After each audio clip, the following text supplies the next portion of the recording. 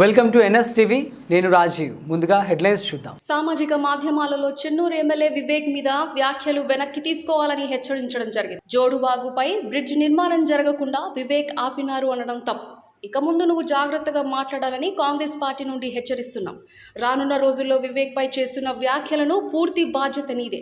మీరు మీ ప్రజలలో విశ్వాసం కోల్పోయిన మా ఎమ్మెల్యే వివేక్ పై తప్పు పట్టడం మీ అహంకారానికి ఒక నిదర్శనం.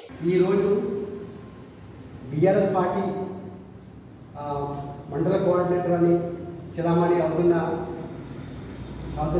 కలగూర రాజకుమార్ ఈరోజు మండల సమస్యలపై కనీసానికి ఈరోజు మీ పార్టీ అధికారంగా పార్టీ అప్పుడు ఎప్పుడు మాట్లాడడంలో ఈరోజు జోడాల విషయంలో హాస్పిటల్ ఇచ్చిన పెద్ద గొప్పలు చెప్పుకుంటున్నారు.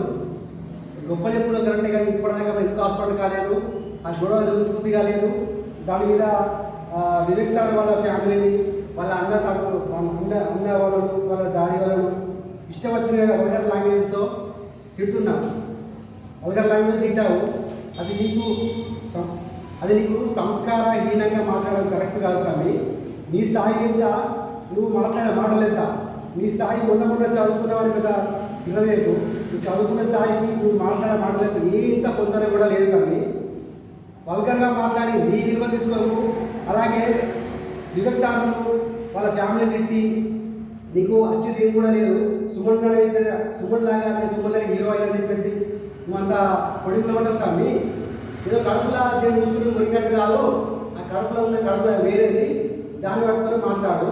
నీ స్థాయి నీది ఏదైనా ఉంటే జాగ్రత్తగా మాట్లాడితే బాగుంటుంది.